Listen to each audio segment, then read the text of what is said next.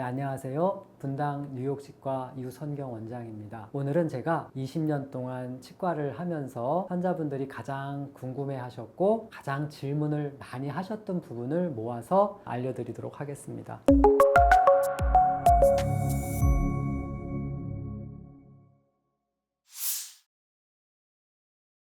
아프지 않아서 왔다가 이제 치과에서 뭐 이거 하세요 하고 했는데 바로 치료를 안 받고 그냥 가시는 분들 있잖아요.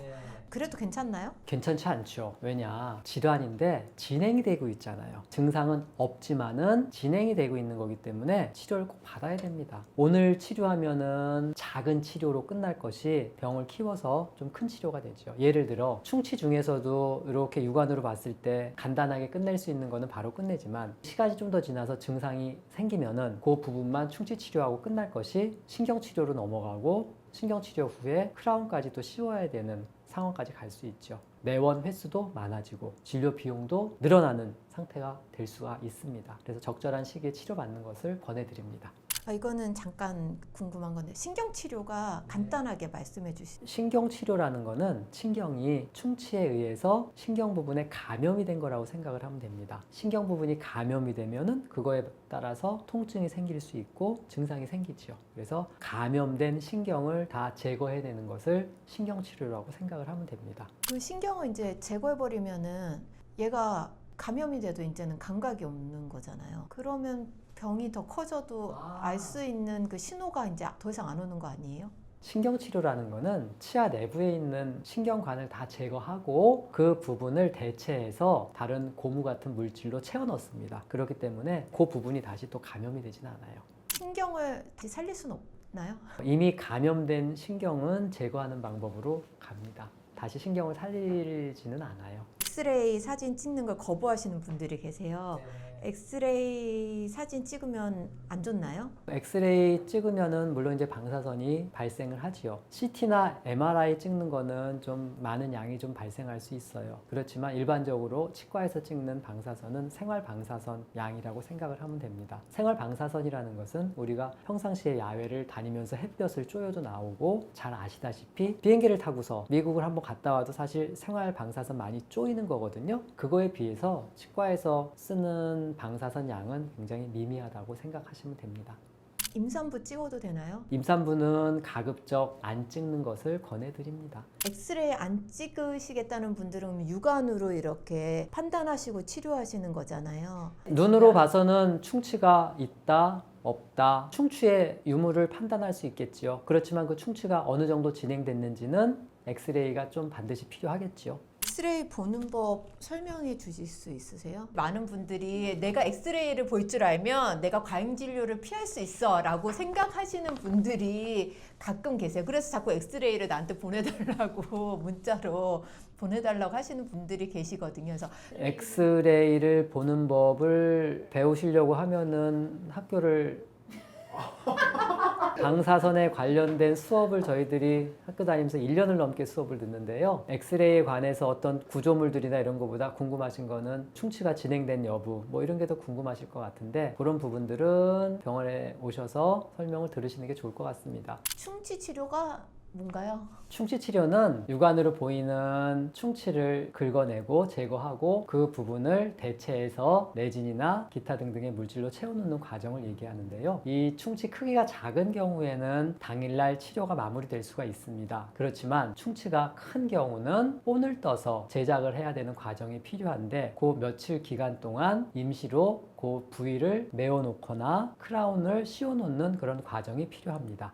그럼 그 임시로 이렇게 해놓은 게 떨어져서 연락을 주시는 경우가 가끔 있거든요. 빠지는 이유는 뭔가요? 본치아를 붙일 때 제거를 해야 되기 때문에 아무래도 접착력이 좀 약한 상태로 붙여놓습니다. 이유는 본치아가 나왔을 때 제거를 해야 되거든요. 그거를 안 붙이면 어떻게 돼요? 안 붙이면 좀 시린 증상이 간혹 나타나는 경우가 있어서 만들어 드리는데 혹시 빠지더라도 불편한 증상이 없으시면 내원하지 마시고 본치아 들어가는 날 오셔도 괜찮습니다.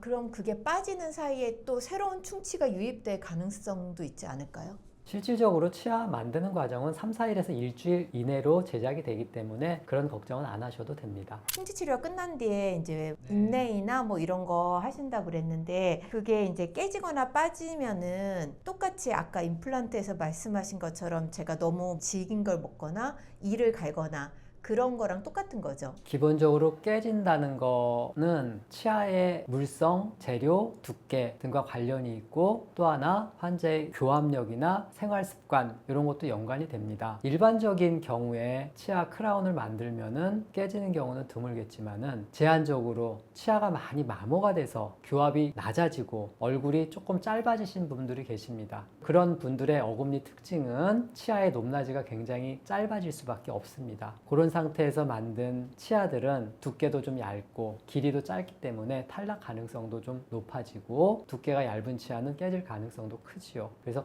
그런 치아들은 가급적 금이나 금속 종류로 하시면은 훨씬 더 튼튼하게 사용할 수가 있습니다. 치료 받고서 집에 가셨는데 오늘 더 아프다. 그건 왜 그럴까? 치료 종류에 따라서 좀 다른 것 같습니다. 가령 충치를 제거하고 들어가는 치료를 예를 들겠습니다. 충치를 제거를 했는데 때로는 신경치료 할 치아 정도까지는 아니고 조금 중등도의 진행 상태를 보이는 치아들이 있거든요. 근데 충치 진행이라는 것은 흑과 백이 명확한 경계가 있는 것이 아니고 충치 진행된 부분에서 조금 더 진행되면은 감염은 됐고 이완된 부분이 있습니다. 그 부분까지 조금 더 제거를 하고 긁어내게 되는 거죠. 그러다 보면 신경하고 조금 더 가까워지고 그래서 그런 부분들 때문에 증상이 좀 생기는 경우입니다. 스케일링 받고 집에 갔는데 찬물 마셨는데 더 시려요. 막 더 아파요. 이런 분들도 많으시거든요. 그런 경우에는 치주 질환이 좀 진행돼서 치석이 많이 있으셨던 분들인 경우가 많거든요. 그래서 치석을 제거하면은 제거했던 부분에 치아 표변 내지는 뿌리의 일부 부분이 노출이 되죠. 그래서 그런 부분들이 조금 민감해서 시린 증상이 생기시는 건데 일반적으로는 며칠 지나면은 괜찮아집니다. 며칠이 지났는데도 이상하다. 그 기준이 며칠이에요? 그 기준은 일률적이지도 않고요. 증상이 지속되시면은 병원에 한 번 더 방문하시는 게 맞습니다. 치통 있을 때 이제 타이레놀 같은 거 진통제, 진통제 먹고 나아지면은 괜찮아진 건가요? 아닙니다. 치통이 생겼다는 것은 치아에 일단 어떤 문제가 발생한 거기 때문에 낮 시간이면은 치과를 방문하시면 되는데 퇴근 이후에 밤 시간에 발생한 거라면 응급 처치로 평상시에 드시는 진통제 좀 드시고 다음날 바로 좀 내원하시면 좋을 것 같습니다. 스케일링 하고 나면 잇몸 사이가 더 벌어지게 이렇게 거울 보면 느껴지는데 그건 왜 그런가요? 그 잇몸 사이에 붙어있던 치석이 떨어져 나가서 허전함도 느껴지고 잇몸 사이가 비어있는 듯하게 느껴지는 겁니다. 그러면 치아가 더 흔들리게 되는 건 아니에요? 치석이라는 것은 잇몸에 염증을 만드는 부분이고 그 부분이 진행이 되면은 뼈에도 영향을 미치는 게 치석입니다. 그렇다고 치석을 그냥 놔두면 안 되겠지요. 평상시에 올바른 양치와 관리로 치석이 생기지 않도록 해주는 노력이 중요합니다. 치석이 염증이에요. 때 같은 거 아니야? 치아에 때? 치아에 때가 꼈다고 생각을 하시면은 맞는 것 같은데 그 잇몸병의 진행 과정을 조금 간단하게 설명을 드리면 처음에는 치태라고 해서 잇몸 주변에 음식물들이 좀 남아 있어요. 그러니까 이런 것들이 관리가 되지 않고 계속 남아 있으면은 그 주변이 칠판에 쓰는 백목 아시죠? 그와 같이 색깔이 약간 희끗희끗하게 변하게 됩니다. 그리고 치아 주변이 뿔구스름하게 잇몸 색깔이 바뀌기 시작해요. 그게 염증의 시작이거든요. 그런 과정이 진행이 되면은 희끗희끗하게 바뀌었던 부분이 갈색으로 바뀌기 시작하고 잇몸 상태가 조금 더 붉은색이 짙어지고 양치할 때 피가 나고 이런 상태로 바뀌게 됩니다. 때가 꼈다고 생각하는 부분은 음식물의 찌꺼기들이 각종 당분과 세균과 이런 것들이 결합해서 돌같이 단단하게 좀 굳어지는 과정이고 그거 자체가 세균 덩어리라고 생각을 하면 됩니다. 몸속에 생기는 돌을 생각하면 될 것 같아요. 신장 결석 같은 게 생기는 이유가 미네랄이나 몸속의 그런 성분들이 조금씩 쌓여가면서 돌덩어리처럼 만들어지잖아요. 구강 내에 생기는 치석도 그런 결석이라고 생각하시면 이해가 좀 편하실 것 같습니다. 이가 왜 시려요? 치아가 시린 거는 치아의 정상 반응입니다. 일반적으로 정상적인 치아는 안에 신경이 다 분포되어 있기 때문에 뜨겁고 차가운 자극, 씹는 자극 이런 것들에 대해서 증상을 느끼게 되지요. 그런데 그 증상이 어느 정도를 넘어가게 되면은 치아의 이제 불편감으로 전달되는 게 시린 증상인데, 시린 증상은 대부분 치아 잇몸 경계 부분에 잇몸이 내려가면서 뿌리 부분이 노출되면서 생긴다고 생각을 합니다. 치아의 가장 겉은 에나멜 질이라고 하는 단단한 갑옷 같은 성분인데, 그 갑옷의 일부 비늘이 떨어지거나 갑옷 밑으로 뿌리가 노출이 되면 그 부분이 이제 시린 거죠.